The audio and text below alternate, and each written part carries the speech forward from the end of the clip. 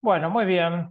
Muy buenos días a todos. Ya es hora de comenzar. Perdón por los minutos de duda. Bueno, bienvenidos como siempre a nuestra charla trimestral, diríamos. La idea, como siempre, es compartir un breve análisis de mercados internacionales y domésticos.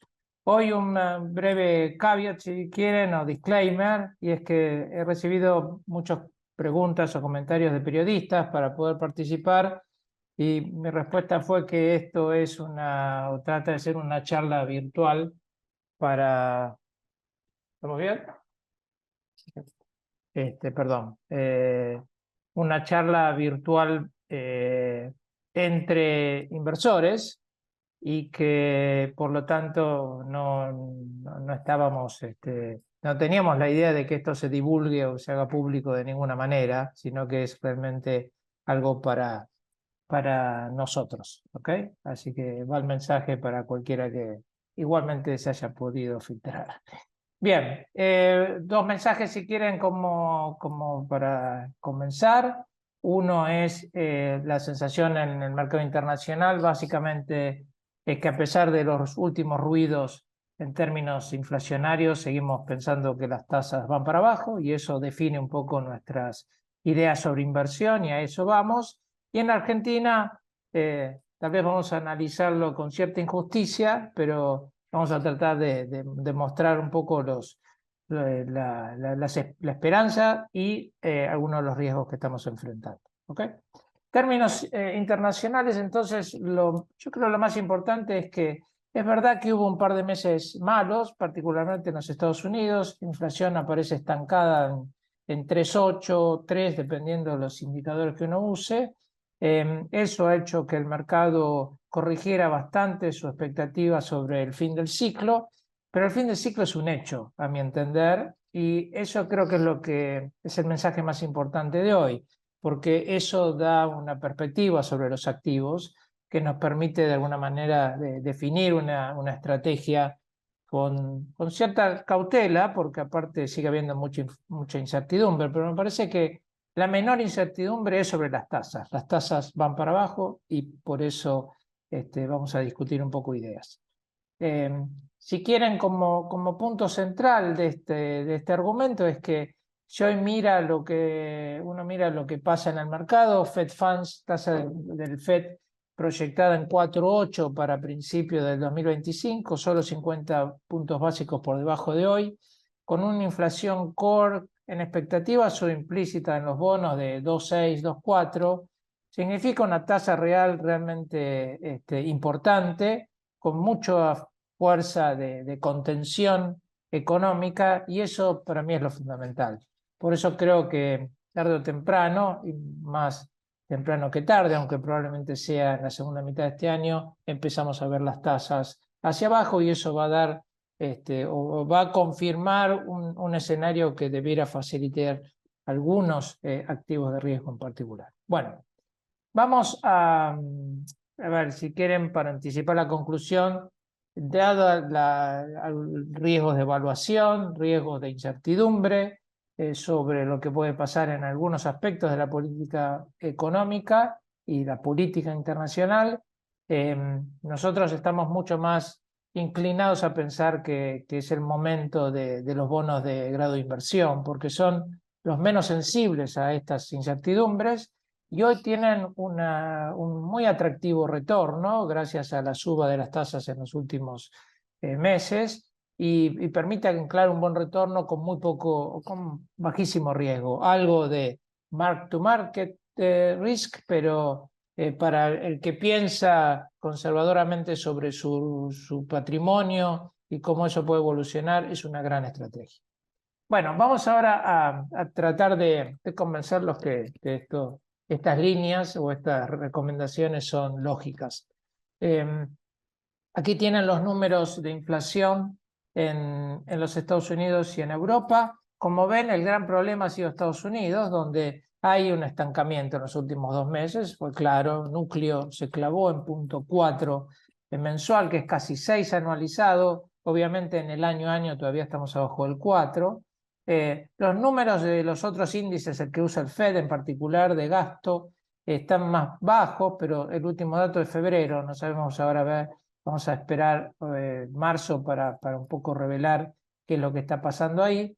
Pero sin duda hay una preocupación. Cuando uno mira el detalle de la información de precios, lo que ve, que lo tiene en el gráfico al costado, lo que ve es una fuerte participación de los precios de housing, rentas y todo lo que está asociado a la vivienda. Y ahí pueden ver que en la historia hoy estamos agregando casi más de un punto de presión sobre los precios de lo que ha sido esto históricamente. Aquí hay una gran discusión, nosotros hemos hablado al respecto, hay mucho de rezago en el impacto de este mercado en los índices por cómo son los contratos de alquiler. Y eso tranquiliza mucho al policymaker. De todas maneras, si uno escucha a algunos de los policymakers, el más vocal, Austin Goolsbee, que es el presidente del Fed de Chicago, lo que dice es, sí, tenemos cierta perplejidad por lo que está pasando con el housing. A esta altura hubiésemos esperado una baja más pronunciada de la inflación, no está pasando. Por suerte, tenemos un shock positivo de productividad que está compensando y eso nos permite sentirnos en el soft landing que todo el mundo espera. Bueno, esa es un poco la discusión hoy. Hay riesgos de que esta baja sea un poco menos rápida y eso va a seguir manteniendo cierta tensión, pero mi impresión en general es que están dadas las condiciones para que la inflación deje de ser un problema, ¿no? Un problema en términos de política y eso libere los grados de libertad del policymaker, del Fed y del Banco Central Europeo. Bien, eso de un punto de vista más estructural, si quiere, hace meses que venimos con ese problema en el precio del housing. Más coyuntural es la presión de commodities que trajo este nuevo ruido geopolítico en el Medio Oriente. Y es realmente geopolítica, porque cuando uno mira los precios, petróleo, oro, muy sensibles a esa discusión, a esa preocupación, han subido entre 10 y 15%. También hemos visto una fuerte suba en lo que son los costos de transporte marítimo, ahora bajando, mejorando, también mejorando los otros commodities, porque da la impresión de que la última reacción Irán-Israel medio que han dejado claro que la presión internacional ha sido eficaz y nadie quiere seguir escalando un conflicto que puede ser interminable. Entonces eso creo que está mejorando un poco en el borde, en el margen, y con suerte empezamos a ver algo más de alivio desde ese punto de vista. Lo malo para nosotros, los locales, es que la fortaleza del dólar es lo que explica la gran mayoría de las otras commodities, y ahí estamos sufriendo un poco, en particular para nuestros productos más importantes, ¿no?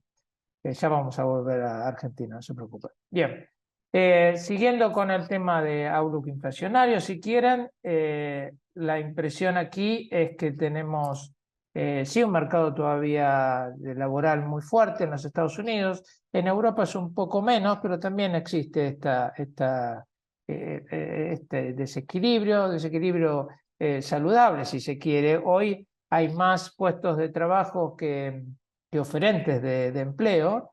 Quiere decir que la demanda es más alta que la oferta y eso 35% más. Esto supo ser mucho más, pero sigue habiendo un desbalance en las fuerzas laborales y eso explica por qué los índices de salario real siguen estando muy firmes y creo que van a seguir firmes. La buena y muy buena noticia es que los ingresos medios, o el costo laboral unitario, perdón, ya casi ha convergido al 2% del target, podría ser obviamente un poco más, pensando en productividad. Y esta diferencia de alguna manera refleja el comentario que ya hicimos sobre productividad, que lo ha hecho explícito algunos de los FED, que ha sido una grata sorpresa. Al final le vamos a mostrar algunos de esos números.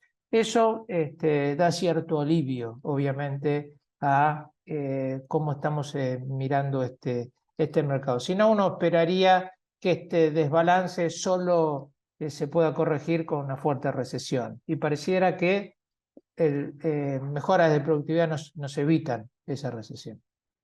Bien, con todo lo que dijimos, la impresión es que están dadas las condiciones para baja de tasas.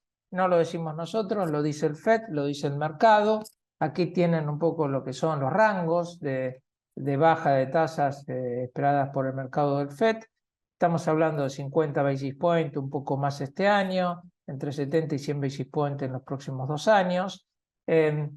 Hay algunas diferencias, pero lo importante como mensaje es que el logro antiinflacionario se ha alcanzado y ahora hay que esperar que la política ceda para que la economía pueda crecer un poco más saludablemente, pero sin generar mayor inflación.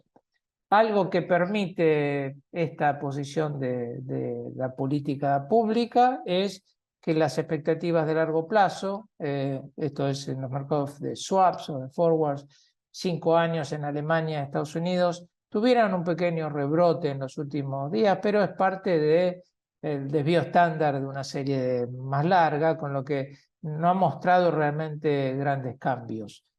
Lo que sí ha mostrado grandes cambios es la tasa larga, la tasa a largo plazo. Cuando mira uno un tip de 10 años, que es la tasa americana de 10 años indexada a la inflación, o en términos reales, lo que ve ya son niveles que están en el 2 o exceden un poco el 2, dependiendo cómo se lo mire. Niveles que no hemos visto hasta antes de la crisis financiera global.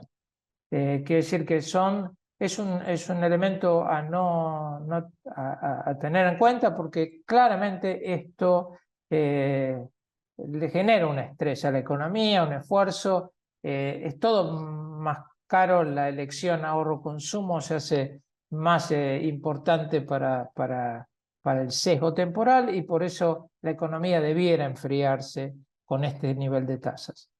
También es importante tener esto en una perspectiva histórica. Si uno mira 40 años, tal vez es un poco engañoso porque acá tenemos el periodo de la fuerte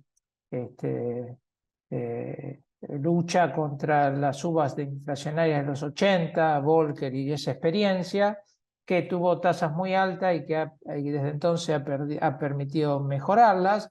Pero lo que realmente importa es esta tendencia, que es la de 800 años, no de 40, y que muestra un blip en los años 80, en parte por esto que mencionábamos, pero que al mismo tiempo muestra que hay una tendencia descendente de tasas reales. ¿Qué explica esto? Bueno, alguna vez lo comentamos. Importante, los autores de este artículo lo que señalan es la innovación financiera principalmente en todos estos años.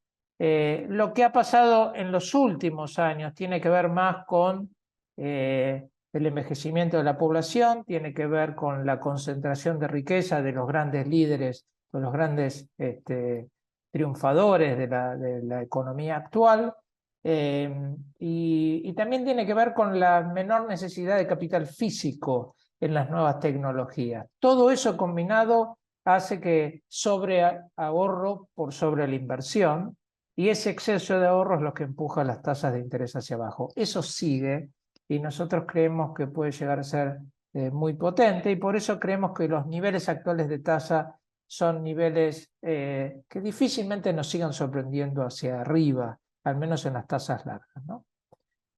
Una importante cuota de preocupación y obviamente un comentario válido es, bueno, el constante deterioro de las cuentas fiscales en los Estados Unidos en particular. Europa ya es historia y hemos mejorado en los últimos años, pero en los Estados Unidos la situación sigue muy difícil. Si uno mira, este año estamos un poco debajo del 6% de déficit, simplemente porque la economía ha recuperado bastante bien, pero en las proyecciones que tienen oficiales, lo que vemos es un déficit que no baja de 6 o 7% en los próximos 10 a 20 años, todo lo contrario, porque cada vez es más abultado la factura de intereses que tiene esta deuda. En realidad, yo lo que yo les comenté hace una de estas charlas, que hay un comentario o ha habido varios comentarios, pero ha sido muy explícito Larry Summers, el ex secretario del Tesoro americano, que estas proyecciones de lo que es la Oficina de Presupuesto del Congreso son demasiado benignas, y que en realidad cuando uno incorpora los precios más lógicos que puede enfrentar, que quiere decir que la salud cada vez es más cara, y es lo que más importa en estos números fiscales, o que el gasto de defensa está subestimado, o que el gasto de intereses está subestimado. Estamos hablando de una proyección que habla de déficit de más del 10%. Y eso sin duda preocupa, y eso sin duda está en las tasas hoy. El gráfico de al lado les muestra las distintas implicancias de esto en términos de deuda. Esta oficina de presupuesto proyecta en el peor de los escenarios una deuda de 125 puntos respecto de 100 hoy del producto. Summers está hablando de 140, 150 en su escenario, con lo que hay una preocupación y eso hay que atenderlo. Ahora, también es verdad que en los distintos estudios que se ha hecho, se llega a la conclusión que esto es lo que explica casi en su totalidad el nivel de tasas que tengamos hoy de largo plazo.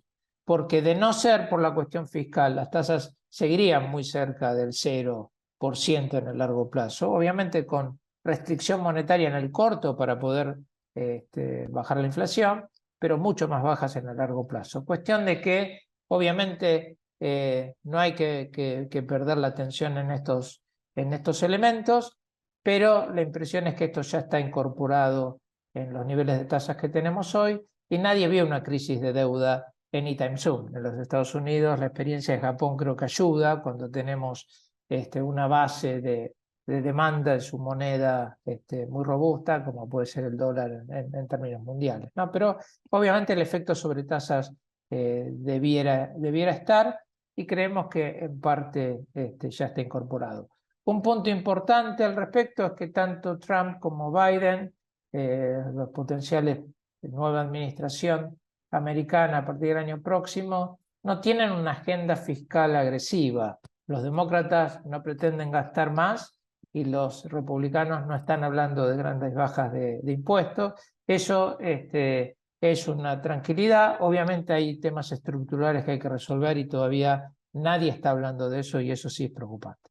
Bien, último punto antes de pasar a la selección de activos, si quieren, es el tema del quantitative easing o del desarme de los balances, del balance del Banco Central, del Fed en particular.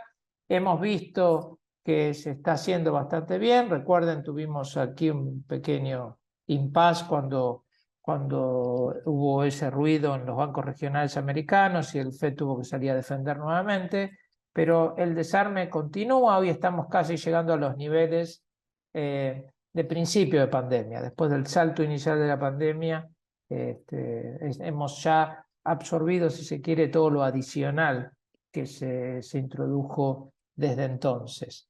Y aquí hay quienes son más educados, si se quiere, en el seguimiento de esta política. Están hablando que es muy probable que la Fed desacelere este desarme aún antes de bajar tasas de interés. Como que la Fed sí muestra una preocupación de las tasas de largo plazo, obviamente no lo hace explícito, pero tiene como gran grado de libertad o árbitro para moderar un poco los efectos sobre el largo este manejo del balance, y lo va a seguir usando, con lo que también esto, a mi entender, tranquiliza un poco sobre las posibles sorpresas que tengamos en la parte larga de la curva del Tesoro americano. Por último, aquí tienen un dato de los últimos datos de productividad laboral en Estados Unidos, datos oficiales. Como ven, si uno cruza una línea en el 2%, hoy estamos bastante por arriba. Esto no hay que subestimarlo. Aparte hay tendencias en los entendidos se dice que esto no es inteligencia artificial solamente, sino que es apenas un poco de eso, es todo lo demás que todavía sigue brindando la tecnología o la revolución de la tecnología de la información, y con suerte eso nos ayuda a moderar un poco los movimientos del ciclo económico en el futuro, ¿no? Así que es un buen dato para seguir. Bien, con esto entonces concluimos que las tasas bajan, eventually, digamos, para julio, según hoy dicen los mercados, y en Estados Unidos probablemente junio en Europa, donde hay una robustez en el sendero de baja de inflación bastante más firme. Y a partir de ahí tenemos que pensar entonces dónde ubicarnos desde el punto de vista del inversor. Si uno mira lo que pasó con los distintos activos, lo que ve es que casi todos anduvieron bien en etapas de baja de tasa de interés. Algunas excepciones, particularmente en los equities, lo que tenemos son esos periodos donde los niveles iniciales de evaluación eran preocupantes y eso evitó el comportamiento positivo del equity en estos escenarios. Hoy estamos muy cerca de eso. Si uno mira en este gráfico de la derecha las valuaciones relativas, acciones en el mundo está bastante bien desde un punto de vista histórico. En los Estados Unidos, los price earnings o cualquier otra medida de evaluación están muchísimo más alto que en la media histórica. Aparte se pueden explicar por el éxito de algunos pocos, ¿no? Los Big Seven, que puede continuar, que es un éxito que tiene que ver con un liderazgo tecnológico, que aparte lleva a la acumulación de poder, capital y más liderazgo, con lo que hay algo de eso que uno podría pensar, pero debiera dudar en términos de evaluaciones, al menos en el agregado, ¿no? Y eso hace que uno entonces tienda a mirar lo que pasa con el mercado de bonos. Si uno se observa qué ha pasado hasta ahora con el mercado de bonos, esto es Treasury de 10 años, todavía no ha visto una mejora porque todavía no hemos visto el comienzo de esta baja de tasas, y también tenemos estas dudas más estructurales de largo plazo.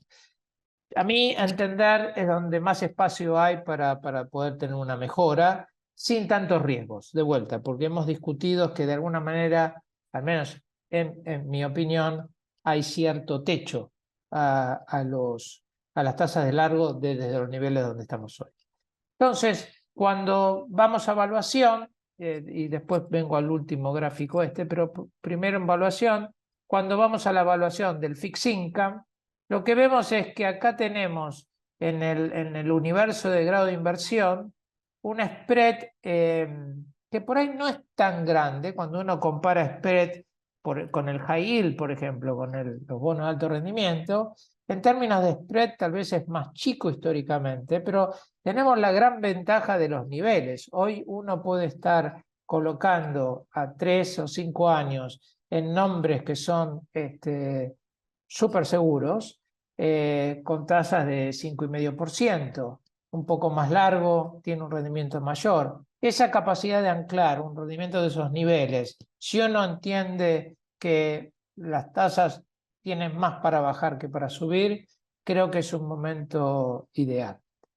Está, obviamente, la incorporación a esto de nuestra preocupación sobre la evaluación del equity. También están otras preocupaciones en el equity que tiene que ver con el rendimiento y el flujo, como puede ser el equity risk premium, el premio que se paga por invertir en equity, que hoy está en sus mínimos y que de alguna manera también habla de otra forma de las valuaciones elevadas. Con lo que, desde un punto de vista prudencial, pensamos que los bonos de grado de inversión hoy son los más atractivos. Dicho esto, hay que comentar también lo que dicen muchos optimistas sobre el equity, y es que fíjense que el free cash flow, que es lo que le queda a la compañía después de inversión en los grandes índices, sigue siendo altísimo a pesar de la evaluación. Y eso estamos hablando en el Dow Jones, por ejemplo, un free closure flow que se puede pensar en términos casi reales, que está casi cerca del 4%, o que sigue estable en un rendimiento alto, a pesar de que la evaluación es mucho más elevada de lo que ha sido en el pasado. Lo mismo parecido con el S&P, que está hablando de una tasa de free cash flow un poco menor, pero todavía en niveles muy atractivos, o los que nos muestran la historia. Entonces, hasta que eso no cambie, probablemente sigamos teniendo muchos de los fans de las acciones siguiendo en ese mercado. Por eso nosotros estamos en realidad lanzando ahora dos nuevos fondos, uno que trata de usar la estrategia y la visión esta sobre los bonos investment grade como lo más seguro y prudente, la otra que combina un poco de estos bonos también con algo de acciones, pero las acciones al mismo tiempo controladas o con volatilidad controlada con el uso activo de derivados, que hasta ahora nos ha dado muy buenos resultados en el fondo que ya existe. Así que esta es un poco la forma en que nosotros pensamos el manejo de patrimonio. Yo creo que estoy muy sesgado a lo que esas nuevas enseñanzas que hay sobre comportamiento que concluyen que la gente siente muchísimo más las pérdidas que se beneficia de las ganancias, ¿no? Y esa es la idea central detrás de cualquier manejo de activos que nosotros estamos pensando y que de alguna manera le transmitimos a ustedes con estas charlas. Muy bien, con eso pasamos a nuestra querida patria. Déjenme tomar agua porque se viene difícil. Y voy a habilitar mi camarita de por si estamos bien. Bárbaro. Muy bien, Argentina. A ver, yo creo que lo importante en la Argentina es tratar de ser lo más objetivos posibles, valorar lo que se está haciendo y al mismo tiempo, por prudencia, tratar de resaltar los riesgos que siguen estando y que obviamente nos hacen dudar sobre el futuro, pero siempre reconociendo que la situación inicial era catastrófica y que muchas de las limitaciones de la política económica actual tienen muchísimo más que ver con las condiciones iniciales que con la capacidad técnica de encontrarle magia a la salida de esta situación, ¿no? Y por eso creo que hay que ser prudente y hay que reconocer el esfuerzo que se está haciendo. Vamos a hablar un poco sobre lo que se está logrando, vamos a hablar un poco sobre los riesgos y después vamos a tratar de encontrarle alguna razón a la inversión en activos locales. Para eso yo les voy a dar mi visión de la estratosfera, pero Roberto, que es el experto y es el que está en la trinchera todos los días, les va a dar las recomendaciones más apropiadas. Bien. Primer paso es dónde estamos en términos inflacionarios. Claramente una muy buena desaceleración. Uno puede criticar al gobierno que tal vez se inventó un shock inflacionario con la fuerte devaluación. Eso le ha permitido controlar el proceso. No es menor, no hay que subestimar lo que ha logrado el gobierno en términos de evitar brotes hiperinflacionarios, que eran muy probables para noviembre o diciembre, y que creo que esta combinación del shock del tipo cambio que después tranquiliza, permitió, tal vez a niveles altos, pero permitió una baja de inflación como la que estamos viendo. Y la muy buena noticia es que si uno mira la alta frecuencia, esto por AlphaCast, lo que está viendo es realmente un colapso en la inflación de núcleo, principalmente en alimentos, pero también en general. Con lo que uno debiera decir, bueno, la verdad es que estamos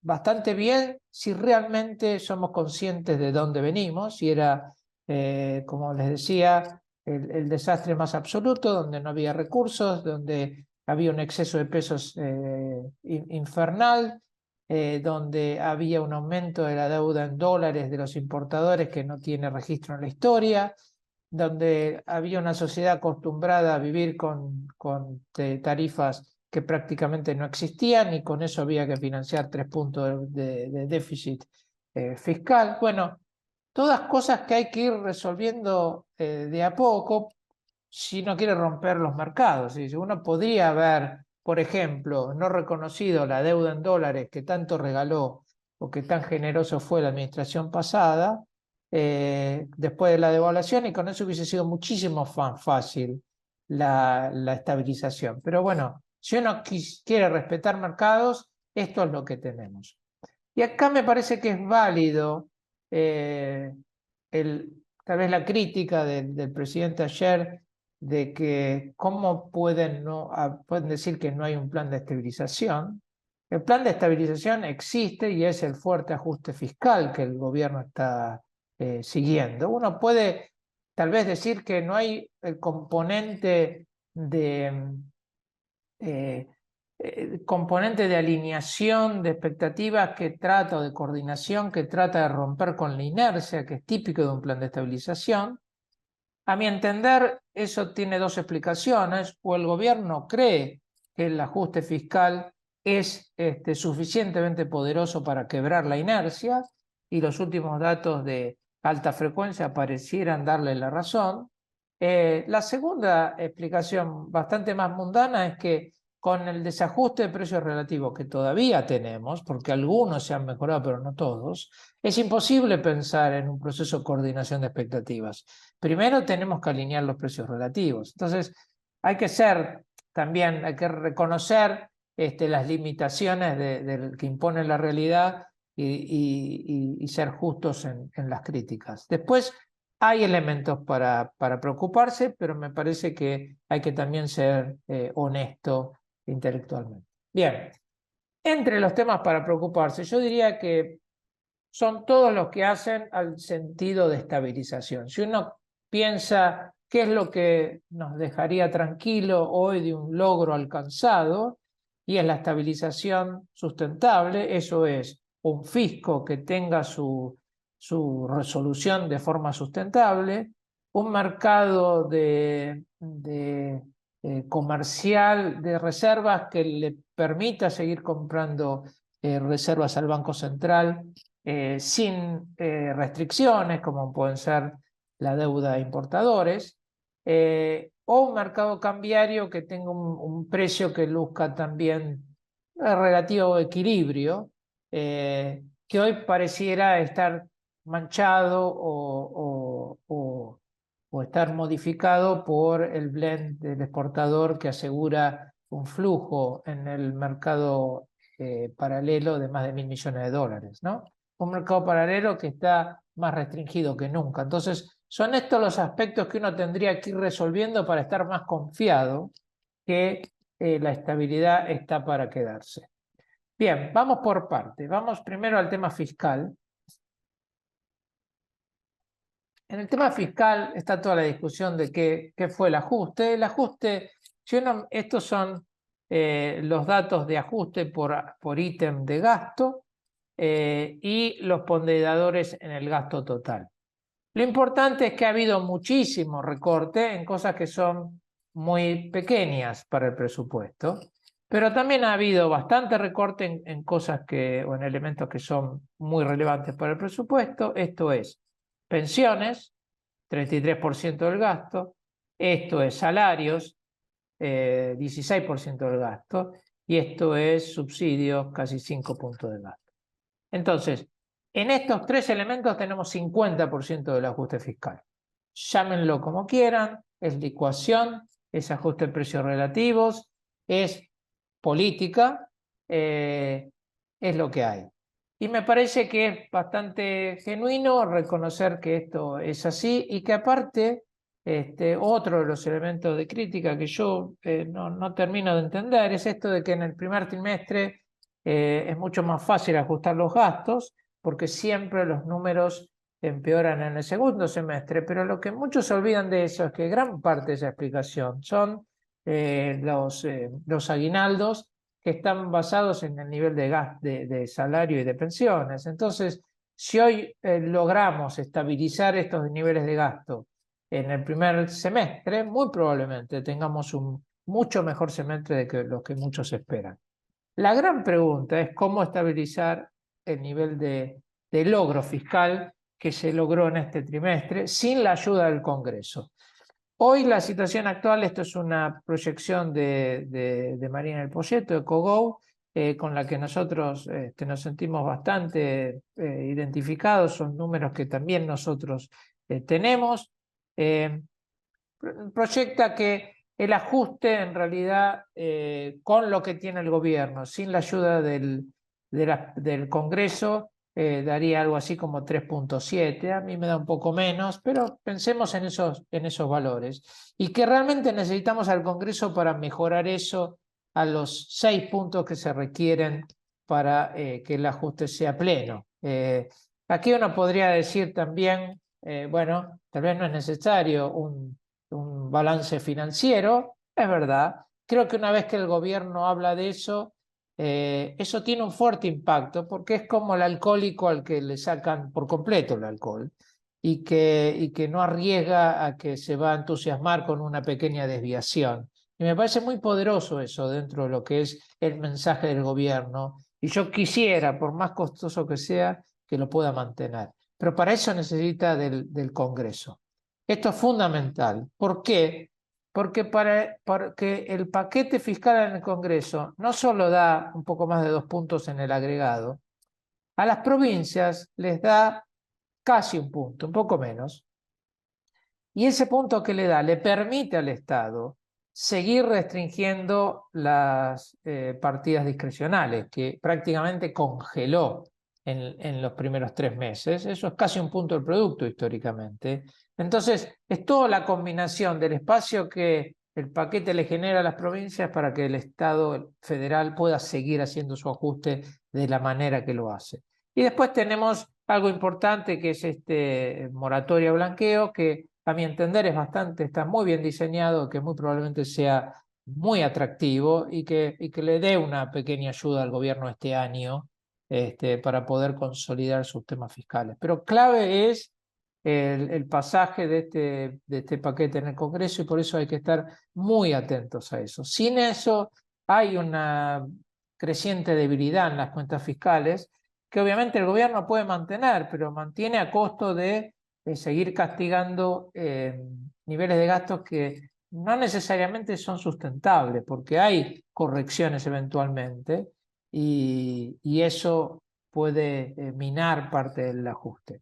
Ni que hablar de los pequeños trucos, ¿no?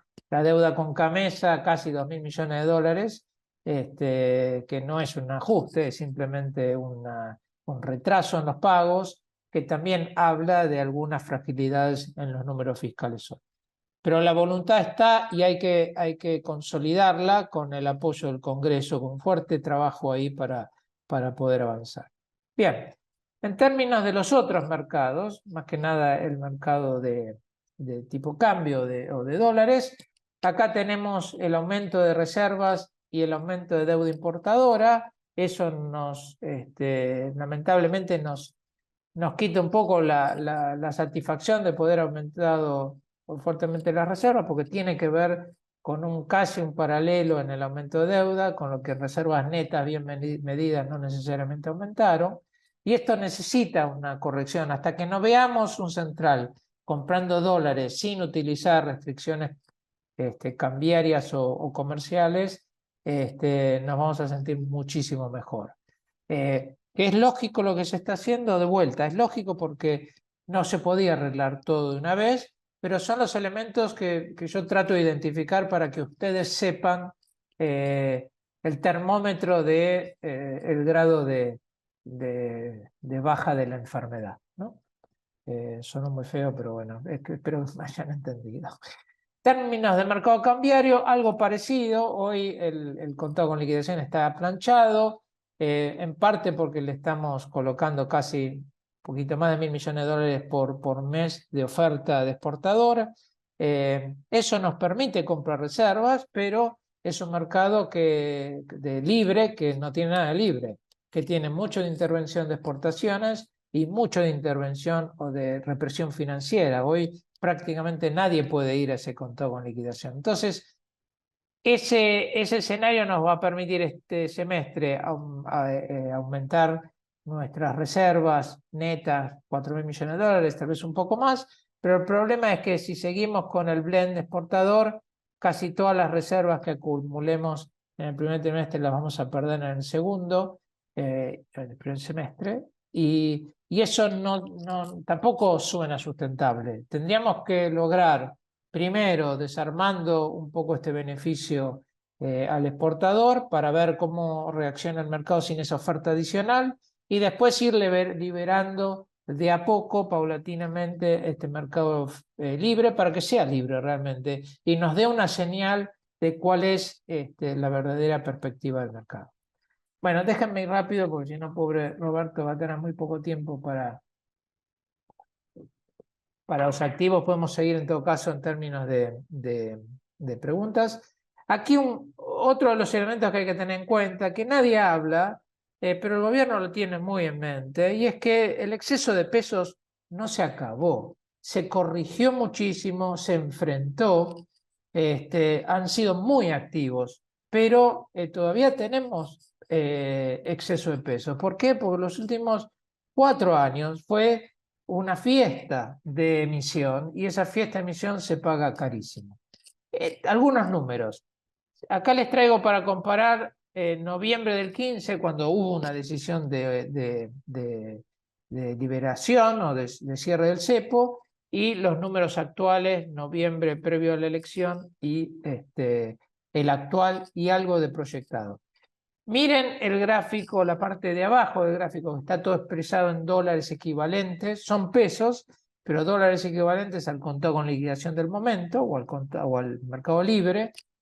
Y lo que esto es los pasivos del Banco Central, base, los pasivos remunerados y los pasivos del sector público, que vencen en el corto plazo, que son los que eventualmente van a ir a buscar dólares si las cosas no salen muy bien, y las reservas que uno tiene para enfrentar esa demanda.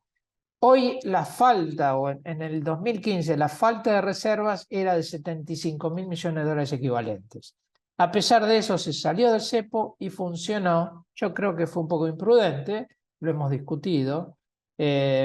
También se puede decir que ex post se demostró que no funcionó, porque tuvimos una crisis de liquidez en pesos, que fue lo que motivó las corridas. Pero bueno, solo como referencia. Ahora, ¿qué era la situación en noviembre 23? Bueno, muchísima menos base porque la locura inflacionaria logra eso. Ese es otro de los grandes logros de la última administración, destruir por completo la demanda de pesos. Algo similar en términos de pasivos remunerados, pero acá tenemos una novedad que son los activos, los bonos del Banco del Tesoro que vencen en los próximos meses y que está en manos del sector privado. Eso todo hace una demanda posible de dólares y muy pocos dólares. Esa situación que inicialmente era 61.000 millones de dólares, hoy es 66.000 millones de dólares. ¿Por qué? Porque el gobierno logró mejorar la situación, pero pasó mucho de la deuda al sector público y al mismo tiempo reconoció una devaluación muy alta que aumentó los pasivos remunerados del central y del gobierno en dólares. Y eso fue lo que evitó la licuación de pesos que todos creen que está sucediendo. En realidad, hoy no hay tal cosa. Ahora, en el margen sí está habiendo una licuación. Se está mejorando mucho la contención de esos pesos. Y si uno mira a fin de agosto, que para mí es el horizonte mínimo, donde las cosas siguen iguales, sin grandes cambios con el cepo, podemos tener una baja sustancial por licuación de tasas reales negativas y superávit fiscal. Esto sería 50.000 millones contra los 75. Aquí depende qué ojos tenga el que mire este cuadro. Un Cavallo o Sturzenegger con mucho más optimismo van a decir que en un mercado abierto hay que tener en cuenta el ingreso de dólares, que va a ser compensador y probablemente algo de eso sea verdad. Alguien mucho más prudente y cauto como yo, que cree que siempre el peso se escapa por el dólar, sería muy cuidadoso con esto y hablaría de una liberación del cepo muy gradual. ¿Okay? No sé muy bien lo que está pensando el gobierno, tengo mis sugerencias, pero no estoy del todo seguro. Pero mi impresión es que hoy están cómodos con el proceso actual y sí entienden que sobran pesos. Y por eso me imagino que esta situación de todo como está, con el crawl a su nivel y con tasas reales negativas y con fuertes restricciones cambiarias, siguiendo por lo menos hasta fin de agosto. Bien, con eso, muy cortito, así le dejo algo de tiempo a Roberto. Lo que tenemos es, cuando miramos las expectativas de inflación en el mercado de bonos, lo que vemos es price imperfection. El mercado ve, ayer lo dijo Milei, la inflación del resto del año al 5%, cayendo por debajo de 3 en diciembre. Eso ignora por completo una historia de inercia en la Argentina, ignora que falta todavía corregir muchos precios relativos. Fíjense este grafiquito muy lindo de Marina que muestra todavía los desvíos que quedan en términos de precios relativos. La corrección de precios relativos es lamentablemente inflacionaria.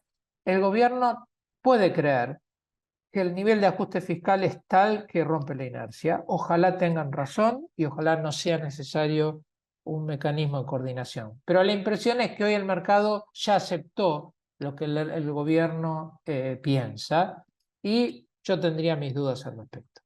Lo mismo con respecto al dólar, cuando uno mira los bonos, la apreciación implícita en los bonos sigue siendo muy alta, eso nos llevaría a niveles de tipo cambio real de convertibilidad de los últimos años de convertibilidad. Eh, a ver, el tipo de cambio puede estar apreciado, estuvo por 20 años más apreciado de lo normal, puede seguir apreciado, restricciones obviamente van a ayudar. La pregunta es qué tipo de economía uno tiene con esto y qué tan fácil es salir. Todo da la impresión de que el éxito actual apunta más bien a que la economía discipline a la formación de precios. Y eso es hablar de una fuerte recesión, donde el tipo de cambio también colabora. Tal vez es el mecanismo elegido, al menos en el corto plazo, ¿no? Muy bien. Y después algo de activos comparados, pero lo voy a dejar a Roberto porque él sabe mucho más de todo esto. Roberto, por favor. Bueno, muchas gracias, Gustavo. Buenos días a todos, un gusto estar acá. Como siempre, en este segmento de activos, vamos a hablar de cada clase de activos, empezando por nuestro escenario base y cómo estamos viendo un poco la situación. Respecto a lo que es al mundo, podemos notar que aumentó la correlación entre los activos locales versus el exterior, donde en comparación con nuestro último webinar, el elemento político y electoral era el mayor componente de variación del precio de los activos, con lo cual era casi el factor excluyente en todo el análisis. Bueno, ya despejado ese evento, podemos notar que empezamos a ver un poco más que la correlación entre los activos de Argentina y el exterior aumenta, y eso en caso que se libere el cepo y se saquen las restricciones de capitales, va a aumentar mucho más. Así que en cuanto al mundo, solo me limito a decir de que no subestimemos una Fed tardando más en bajar tasas versus lo ya priceado, ¿no? Después, en cuanto a la política local, ya metiéndonos más en Argentina, en nuestro último webinar habíamos descrito tres escenarios, ¿no? De cara al balotaje, donde se ganaba Massa, ganaba un Milei dolarizador o ganaba un Milei moderado. Por suerte se dio esta última alternativa y eso se reflejó en el precio de los activos, donde la duda de acá en adelante es cuánto es la capacidad de hacer reformas y cuál es ese time decay, esa pérdida de capacidad que va a tener Milei por una cuestión lógica de que a medida que pasa el tiempo aumenta el desgaste electoral de la sociedad, ¿no? Después, en cuanto a la macro, nosotros lo que estamos viendo que lo que es el proceso de acomodamiento macroeconómico y de normalización no es un camino tan lineal donde pueden haber sorpresas inflacionarias, más teniendo en cuenta cuando hay que acomodar precios relativos y donde parecería que la actual administración está combinando las dos fases de un programa de estabilización en una sola, ¿no? Un clásico programa de estabilización, primero infla devaluando, ajustando precios relativos para después encarar una rápida desinflación. Acá parecería que están dando las dos cosas a la vez, con lo cual puede haber algún mal dato de inflación. Y en cuanto a actividad, no vemos tan fácil lograr una recuperación en B, básicamente porque eso requeriría que los salarios reales se recuperen en B, siendo el consumo la mayor parte de la demanda agregada en Argentina. Y es más, y eso tendría que sobrecompensar algunos otros rubros de la demanda agregada que vienen cayendo fuerte, como pueden ser la obra pública o la inversión privada residencial, donde los márgenes de la construcción han caído, o la inversión privada no residencial, donde cuando hay alta capacidad ociosa en la industria, tiende a ser menor la inversión privada, ¿no? Y en cuanto al mercado, como bien mencionaba Gustavo, estamos viendo que pricean un escenario bastante optimista, ¿no? Donde, por ejemplo, se puede tomar los futuros de ROFEX que pricean devaluaciones mensuales del 5 y pico de acá hasta casi fin de año. Con lo cual, si uno compara eso con lo que es las proyecciones de inflación, parecería que continuaría la apreciación real del tipo de cambio oficial, lo cual llevaría a un nivel de apreciación cambiaria que puede ser, digamos, ya distorsivo. Pasando ahora a la parte de activos, ya propiamente dicho, empezamos por el gráfico de la curva SER. Ahí nosotros lo que vimos que después de la devaluación, como siempre a la vuelta de la esquina está la inflación y hubo una rápida búsqueda de coberturas. Ahí pueden ver abajo a la derecha cómo fue la variación de los spreads para distintas clases de este universo SER. Con lo cual acá parecería que los bonos SER ya dieron lo mejor. Es verdad que tenés un alto carry mensual donde la inflación hoy por hoy le sigue ganando a la tasa y a la devaluación. También alguna sorpresa inflacionaria puede haber y tenés flujos positivos a los fondos SER que aumentan la demanda de estos activos. Pero por el otro lado ya tenés spreads muy negativos, con lo cual la cobertura inflacionaria de estos instrumentos es más limitada. También se está apreciando que la inflación está bajando más rápido de lo esperado y acá donde cabe aclarar que al margen de algún dato que puede ser por sobre lo esperado, no cambia un mal dato el view que uno puede tener de acá a un bono 2025, ¿no? Por un mal dato. Después también cabe preguntarse si se sale del cepo, qué va a pasar cuando haya tasas reales positivas, ¿no?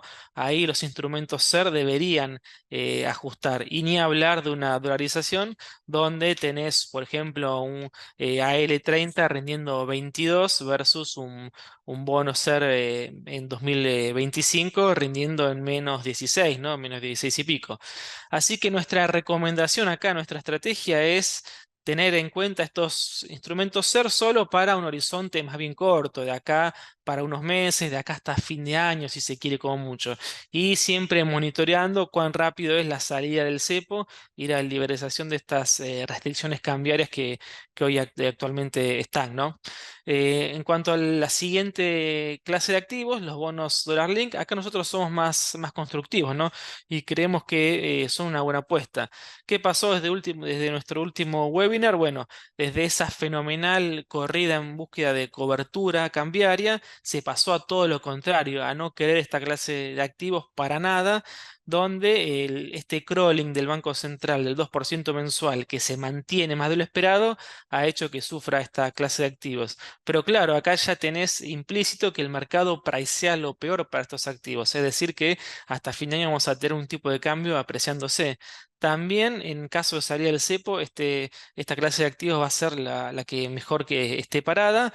También tenés muy altos spreads versus devaluación y en algunos casos estos spreads son tan altos que tienen mayor retorno que inclusive que un bono dólar hard para una misma empresa y similar duration, ¿no? Perdonen que me ponga un poco matemático, pero ahí está la ecuación donde si uno más la tasa que ofrece un bono dólar link por uno más la brecha es mayor que uno más el retorno que ofrece un bono dólar hard, bueno, ya ahí es más atractivo el bono dólar link, ¿no? Obviamente esta ecuación siempre compara bonos de similar duration y categoría crediticia, pero estos dos factores se pueden ajustar haciendo la ecuación un poquito más compleja, pero igual vale. Y en cuanto al lado negativo de este segmento es la devaluación del 2% mensual del central, que parece seguir más de lo esperado, pero no debería tener mucha más vida. Y los flujos de rescates a los fondos comunes de inversión, que eso hace que se den vuelta y vendan activos de Link, en especial las ONs que están muy castigadas. Así que en este sentido, nuestra estrategia es recomendar esta clase de activos para un horizonte de inversión más largo, teniendo en cuenta de ganarse la brecha y de estar seguros que se va a salir del cepo. Por eso ponemos como indicativo para un horizonte de inversión hasta finales de este año en adelante, último trimestre de este año en adelante. Un horizonte más corto, vemos más potable los SER y ganar ese diferencial de inflación versus de evaluación, ¿no? Respecto de los bonos dólar hard, ahí nosotros somos constructivos, pero con cierta cautela. ¿Qué es lo que vimos desde ahí? Bueno, los tres escenarios políticos que veíamos que se dio el mejor para esta clase de activos, bueno, ahí pueden ver abajo a la derecha lo que fue la fenomenal suba desde nuestro último webinar, que fue inesperado hasta para el más optimista de los inversores, ¿no? De hecho, esta suba también se dio con una compresión de la brecha de legislación que pasó desde casi 5 puntos porcentuales a 1,5, ¿no? Donde acá intervienen todo lo que es la voluntad fiscal del gobierno de ordenar todo el déficit fiscal y corregir la macroeconomía. Así que en este sentido vemos que el mundo está ayudando, hay una clara voluntad fiscal que también ayuda, donde mejoran algunas variables macroeconómicas como la acumulación de reservas, la inflación está bajando, con lo cual hay convergencia versus otros países comparables. Ahí pongo a la derecha algunos países como Angola, Bahamas, que quizás a priori parece un poco, digamos, no tan comparables, porque bueno, evidentemente Argentina tiene mucho más potencial que Angola, pero hoy por hoy estamos en ese pelotón, con lo cual hay mucho upside todavía. Pero también es verdad que puede haber algunas malas sorpresas del lado de la inflación de Estados Unidos o de algún riesgo político global o local que no pasen las leyes del Congreso. Así que en este sentido nosotros somos constructivos, pero sugerimos cierta cautela, ¿no? Y los clásicos movimientos cautelosos pueden ser pasar de ley local a ley New York o estirar duration, por ejemplo, de un GD30 a un GD41, donde se gana cupón y también se pierde un poquito de upside, pero también es más protectivo en caso de un downside. Así que ese es otro movimiento protectivo que podemos sugerir, ¿no? Donde somos constructivos, pero dado lo que falta hacer y la velocidad de suba, por ahí lo más prudente es seguir con algún movimiento protectivo, ¿no? Más teniendo en cuenta todo lo que subió. Y ya para ir cerrando la parte de tipo de cambio, ahí, bueno, haciendo por ahí un breve paréntesis, cuando uno analiza el tipo de cambio real, tenés, digamos, tres variantes, tres aristas que toman los analistas. La primera es tomar un promedio de los 90 para acá, donde te da que el tipo de cambio real está un poquito atrasado, está comenzando a atrasarse. Un promedio un poco más largo que quizás viene de principio del siglo XX, 1920, 1930 hasta la fecha, te va a dar el promedio un poco más bajo, con lo cual ahí parecería haber más margen para que se aprecie el tipo de cambio real. Y después hay otros analistas, como por ejemplo el gobierno, que dice que el tipo de cambio real es endógeno a la construcción macroeconómica, con lo cual a priori no se puede determinar. Esto particularmente yo pienso que es cierto, pero si uno analiza lo que es la endogeneidad del tipo de cambio real, debería Argentina tener un tipo de cambio real más alto que el promedio, ¿no? Porque es una economía básicamente con una productividad muy baja, hubo muchos años de inversión, un bajo nivel de inversión, y falta, digamos, toda una serie de reformas macroeconómicas y de acomodamiento de precios relativos. Con lo cual, si el tipo de cambio real tiene que ser más alto que el promedio, la pregunta es sobre qué promedio. Ahí yo tiendo a pensar que es sobre el promedio de los últimos años, de los 90 para acá, porque una serie más larga por ahí pierde representatividad, ¿no? Así que en ese sentido podemos ver que lo que es el tipo de cambio real actual, oficial, está un poquito, comenzando a estar un poquito más atrasado. El tipo de cambio por el contado con liquidación a valores de 1040, 1050 es un muy buen nivel de entrada porque está como en los últimos años del periodo, en los últimos meses, digamos, del periodo de Macri sin cepo, con lo cual es un buen nivel de entrada. y de hecho está casi en el piso donde el tipo de cambio oficial más el impuesto de país está en ese nivel casi. Y en este sentido, cuando uno analiza qué está preciando ese tipo de cambio, pricea todo lo mejor, ¿no? Estás con un tipo de cambio, digamos, un contado con liquidación porque tenés un blend de 80-20 que te genera un flujo de liquidación, tenés muchas restricciones cambiarias, y bueno, eso hace que esté acotado este tipo de cambio. Con lo cual, con la salida del cepo, vamos a ver si sube el piso o baja el techo, todo parecería indicar que lo que tiene que subir es el piso. Así que en ese sentido, el dólar cable está en niveles de entrada y si bien, bueno, a modo de resumen, nosotros somos constructivos con respecto a los activos argentinos, creemos que si bien se hizo mucho, todavía falta mucho por hacer, así que en ese sentido la cautela debería ser una norma a la hora de elegir las inversiones. Muchas gracias y bueno, con eso te devuelvo la palabra, Gustavo. Buenísimo, muchísimas gracias, Roberto. Bueno, pasamos a algunas preguntas, si es que las hubiese. Yo acá recibí un par, en todo caso empiezo por esas y damos tiempo para más si es que las hay. En el ámbito internacional, la pregunta es si creemos que estamos en un ciclo donde la actividad económica puede funcionar sin mayores distorsiones con tasas elevadas, digamos 4%. ¿Cuán difícil sería lograr el objetivo del 2%? Si es necesario ir al 2 o uno podría manejarse en un rango un poco más amplio, y qué tan preocupante es el tema fiscal en vista de las elecciones. A ver, por lo que discutimos, da la impresión de que la economía se está moviendo tranquilamente a pesar de las tasas altas. En gran parte tiene que ver con estos crecimientos de productividad que hemos comentado. Ir al 2% parece ser excesivo. Hay mucha literatura y hay muchos comentarios sobre la necesidad de tener un margen mayor.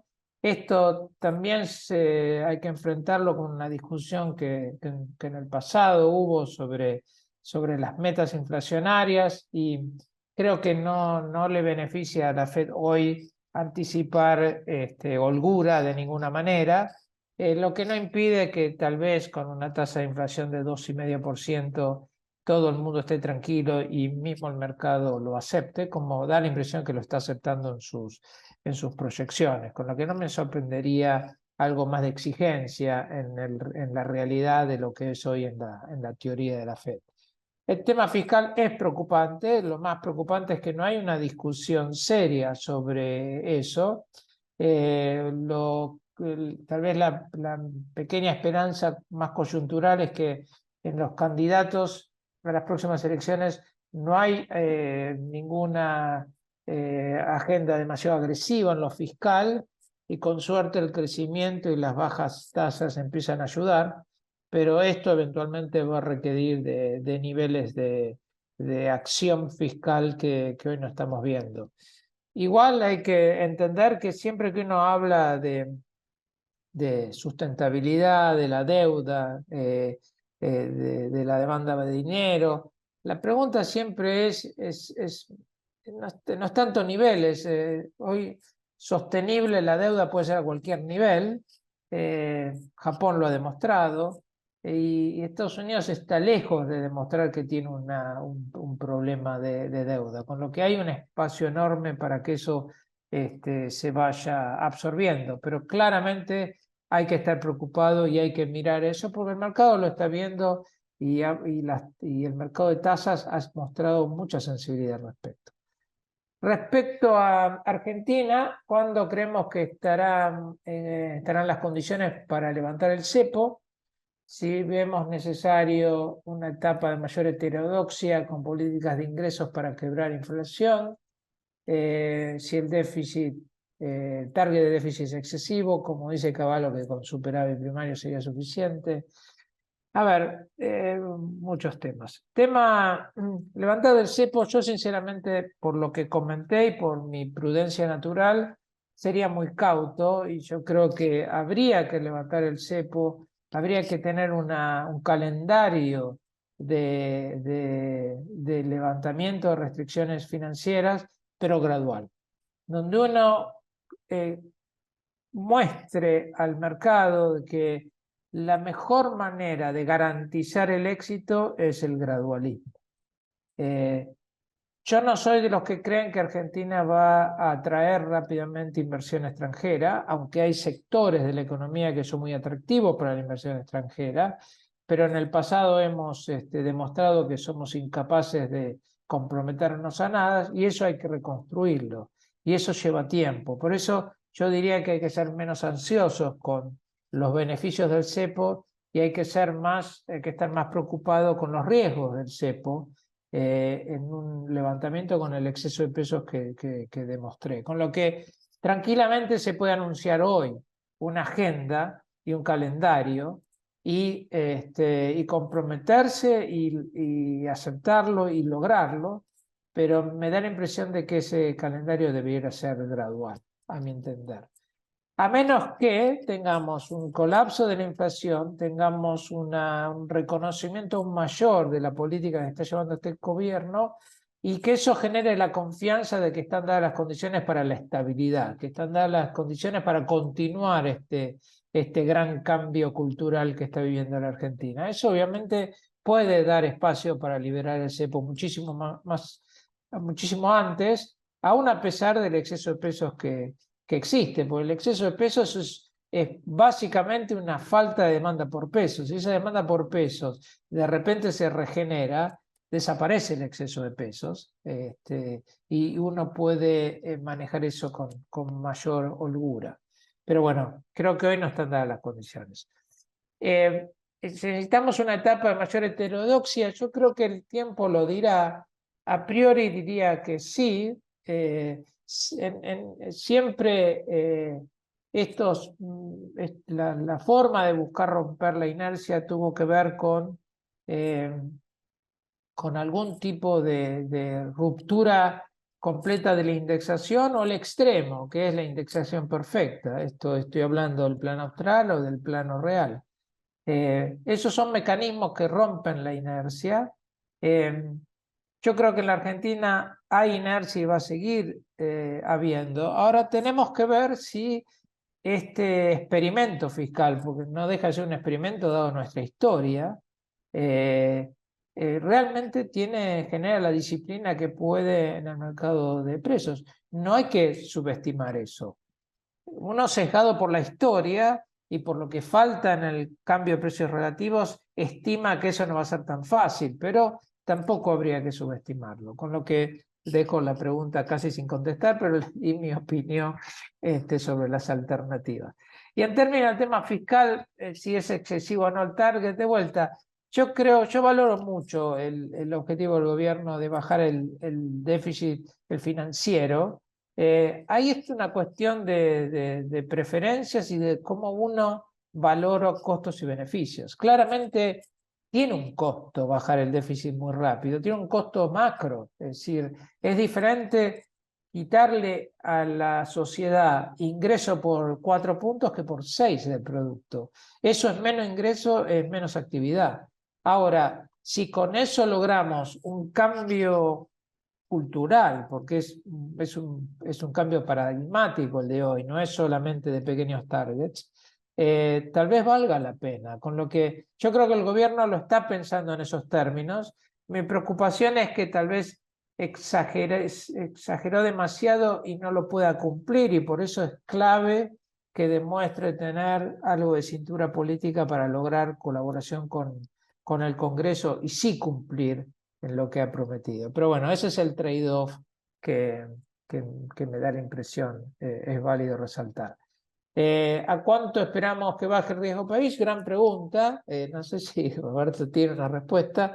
La impresión es que puede seguir bajando el riesgo país, sin duda. Es decir, cuando uno mira hoy los niveles casi de riesgo país de post de reestructuración de Guzmán, la verdad el outlook hoy es muchísimo más esperanzador. Hoy no solo hay un principio de cambio cultural que parece que está afectando y que está quedando, sino también que hay un ordenamiento macro con todas las dificultades que las condiciones iniciales lo impusieron, pero hay un ordenamiento macro, hay un horizonte, hay un norte que habla de un fisco que termina de distorsionar la economía y la macro. Y en ese cambio de paradigma, obviamente que Argentina tiene para mejorar muchísimo en términos de riesgo crediticio. La pregunta es, un poco la que hicimos nosotros o intentamos hacer hoy, es si se están dadas las condiciones para estar confiado de que ese es el camino o el destino final. Y hoy tenemos dudas porque justamente hay vulnerabilidad fiscal, hay vulnerabilidad en el mercado cambiario, hay vulnerabilidad en el exceso de pesos y eso va a llevar tiempo resolverlo. Y por eso creo que sería lógico que el riesgo país vaya bajando gradualmente y que no dé grandes saltos, Sí, ¿no? si No sé, sirve la comparación, digamos, actualmente estamos en 1200 y en julio del 19, antes de las pasos y demás, donde había cierto ruido en el mercado, estaba en 800 puntos el riesgo país, con lo claro. cual eso te habla un poco de lo que es el espacio que hay para la baja. Totalmente. Con lo que obviamente hay razones para estar esperanzado, obviamente. Y por eso yo coincido con la visión del mercado. Está ahí. Es más, cuando uno mira en un ámbito de éxito o en un escenario de éxito, los bonos en dólares tienen muchísimo más para ganar que los bonos en pesos. Y eso es algo que hay que tener en cuenta. Bueno, otra pregunta es sobre la soja. No tengo idea qué va a pasar con la soja. Tengo la esperanza de que hacia fin del año el dólar sea menos fuerte que hoy y eso ayude. Pero en términos específicos del mercado, la verdad no soy un especialista. Em, Otra consulta, si se va a normalizar bueno, el retorno en los bonos soberanos, teniendo en consideración posible la normalización macro, economías emergentes debajo del 10%, es lo que acabamos de comentar con Roberto. Obviamente está ese espacio y de continuar el progreso en la dirección en la que estamos, claramente vamos a ver spread más bajos de los actuales. T-bills, ¿a qué plazo se recomienda comprar? Una buena pregunta, es decir, hoy podemos estar jugando todavía con el cortísimo plazo, pero yo creo que hay que empezar a mirar el 2 y 3 años, que es donde naturalmente el mercado va a moverse una vez que vea la baja de tasas. Y tal vez no sería malo tal vez empezar a moverse ahí un poquito antes. Eh, a mí me gusta la parte larga de la curva, coincido que tiene volatilidad y que no todo el mundo esté dispuesto, más si nos acostumbramos a la cero volatilidad de un T-bill de corto plazo, ¿no? Entonces, por eso menciono el 2 o 3 años. Una reflexión de la emisión que hizo el BCRA para comprar bonos en el mercado secundario.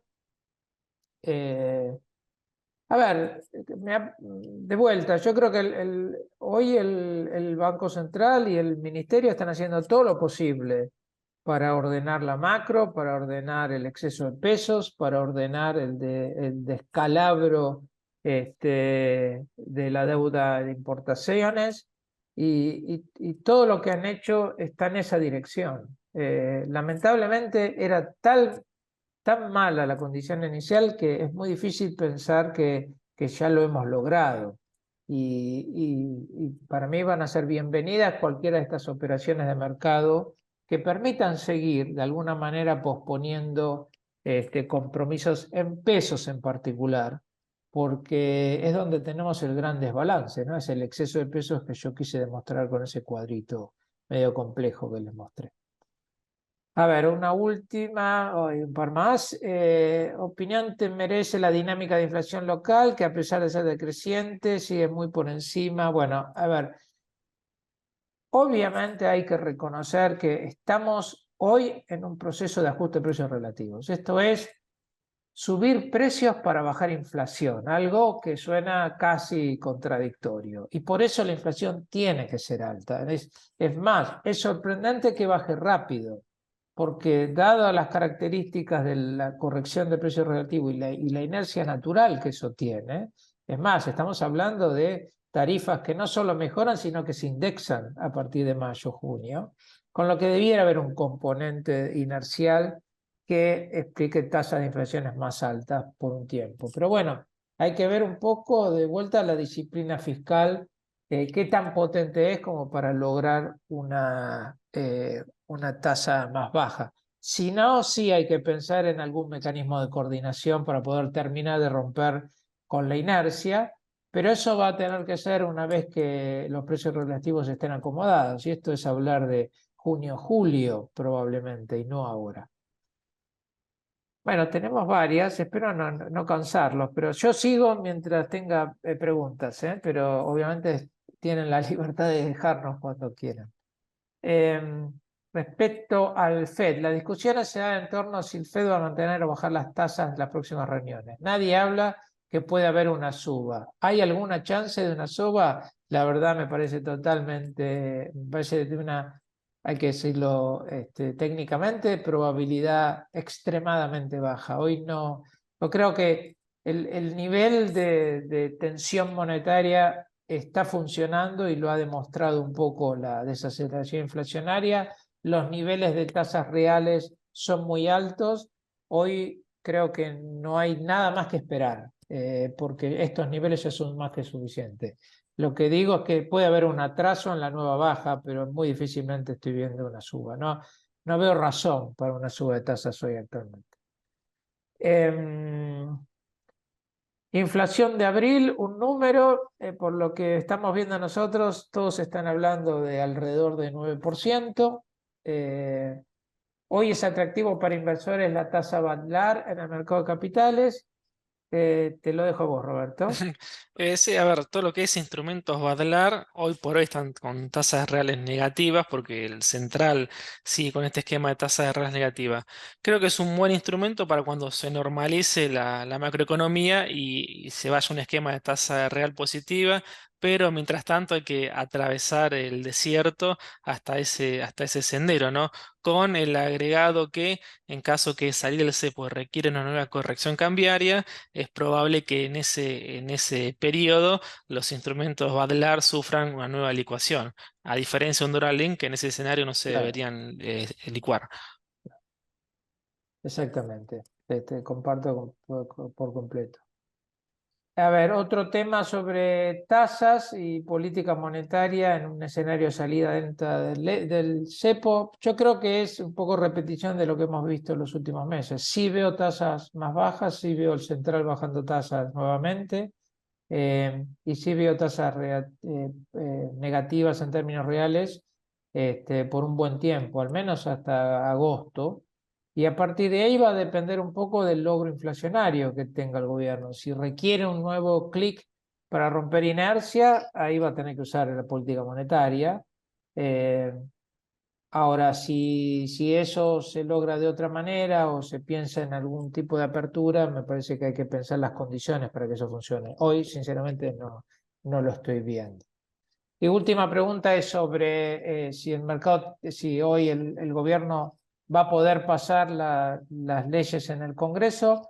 A ver, lo que nosotros escuchamos de legisladores es que hay muchísima voluntad, de gran parte, obviamente no de todos, pero hay muchísima voluntad para aprobar lo que se ha discutido hasta ahora de ley de bases, ley fiscal, eh, reforma de la fórmula previsional y de forma laboral. Hay diferencias y lamentablemente el gobierno hoy no tiene un buen interlocutor para coordinar que esas diferencias se vayan acercando. Y eso le pone riesgo, hemos visto en los últimos comentarios de la prensa, pero quisiéramos esperar que el gobierno logre al menos algunos de estos. Obviamente el fiscal y el de pensiones son claves para el ajuste actual y, y debieran salir. Ahora, nada es garantizado en esta querida Argentina, ¿no? Bueno, los hemos entretenido muchísimo. No sé, Robert, si tenés algún otro comentario. No, acá Eh, la última dice la tasa de política monetaria en un escenario de salida lenta del cepo.